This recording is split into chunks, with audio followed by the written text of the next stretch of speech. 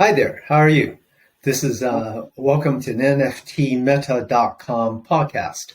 I'm co-founder Alan Chang, and with me today is the other co-founder, Sering Namgil.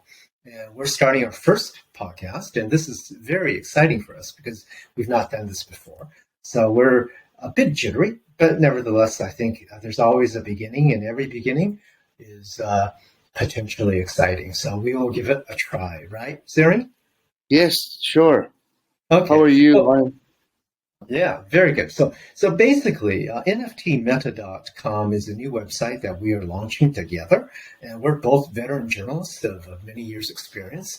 I'm Alan, and I've been a financial journalist for almost 30 years. I've started my career in the U.S. and worked later in Hong Kong and in China. Worked for many multimedia global companies, chief among them companies like Bloomberg, where I was a frontline journalist. And then most recently, I was with Euromoney Institutional Investor Group's Institutional Investor Magazine, and I was the Asia bureau chief, as well as the managing director in charge of Asia, in charge of the China business. That's about me. So, Sering, to introduce yourself a little bit. Oh, hello. I'm Sering, and I'm also a financial journalist with about more than 10 years' experience.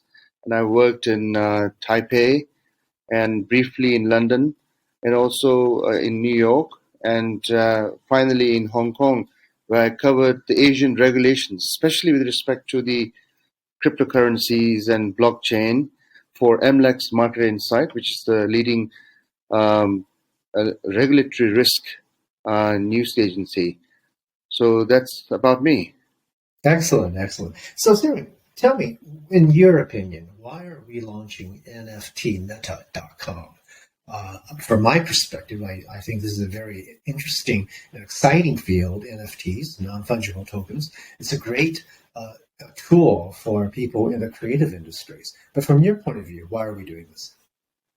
And feel free to I, speak louder. yes, I think NFTs has really boomed over the past 2 years. With an annual, transaction volume about 40 billion US dollars in 2001 and a little bit less in 2002, but now it's stabilizing. And I think it's really taken up because people are really excited to see the combination of artwork and blockchain. And especially the blockchain is supposed to be the best, the art industry is supposed to be the best use case of blockchain. So it's not surprising that it has really taken up. And that's why we think we want to set up a website where people can learn and share information about NFT, specifically about the NFTs that fund positive social, economic, and cultural goals. And also, with respect to the NFTs, we're also looking at so-called the clean or sustainable NFTs that are minted based on um, clean energy and carbon neutral strategies. Excellent. And that leads into our next question, which is basically we are aligning NFTMeta.com with Hong Kong-based Impact NFT Alliance, right?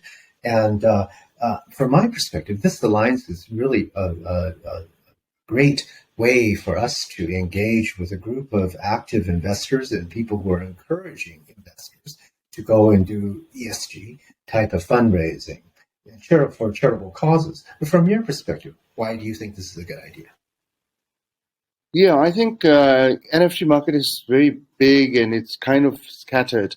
So I think it would be really beneficial if you can pick up a niche, especially a niche that is like dedicated towards making the world a better place, as I said earlier. And NFT Impact Alliance is a new but growing really fast as a body of like-minded people who are committed towards making the world a better place through NFTs. So why not? I think it's a fabulous idea. Absolutely. And so now, the NFT markets, some people think it's a fluke.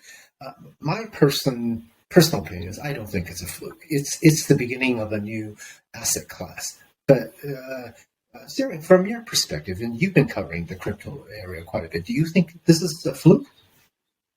Oh, I don't think so. I think the cryptocurrency and the blockchain industry is really the next stage of the internet, the so-called the Web3. And I don't think this is, an accident, but definitely it's at a very early stage right now. We might be 2 to 3 years earlier than the before the mass adoption takes place. So I really don't think this is definitely a new trend that is going to become larger and more exciting in the future. And not only is it a new trend, it's also the shifting of the power of the global financial industries, is it not? Because it's shifting away from so many years of the power being in the hands of central banks. The fiat currencies, they dominated global finance because they underwrote and issued all the currencies. But now there's the beginning of all the cryptos, including NFTs, which is outside of their domain. Talk a little bit about Yes. that and speak a little bit louder, please. Yes. I think the blockchain industry has fundamentally transformed, or it's transforming really fast, the way the financial industry is operating. And the Bitcoin was born out of the last financial crisis, and it has become really mainstream. It has literally burst into the front page of financial news. From it came out of nowhere about 10 years ago. So I think even the central banks now, the globally are releasing their own digital currencies, and so it's really exciting to see how all this plays out. Because on the one hand, there's a booming cryptocurrency market, of course, a bit volatile, and then there's also the central banks who are all rushing into issuing their own digital currencies. So this is really um, a big development for the central banks themselves. And I'm sure, as we have read, almost all of them are issuing white papers, talking about how they are going to, adjust to this new reality of this large number of cryptocurrencies people are playing around with and investing in. Excellent. And so basically, we believe this trend is irreversible, correct? Yeah. Absolutely, absolutely. Yes, I think Now, so. there are some famous analysts, people like Norio Rubini, who Yes. we said has called this area, uh, this four-letter word, which we're not going to say on the air, Yes.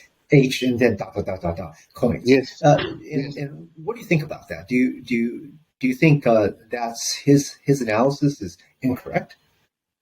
Yeah, I think obviously there's a lot of negative, a lot of attacks from the so-called incumbents, right? Because they're not used to this new reality and they think this is not sustainable.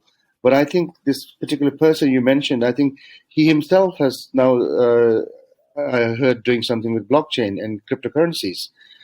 So I think, of course, there's going to be a lot of naysayers, but in general, I really do think that this is the future of currencies, basically.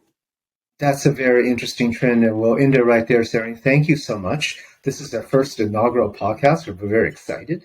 Yeah, we're both new at this, but nevertheless, everything needs a beginning. Thank you, all of you, for joining us today. Please continue to support NFTMetta.com by clicking on our website and tuning in to our regular podcast. Thank you. Have a good day, all of you. Thank you very much. Thank you, Brandon.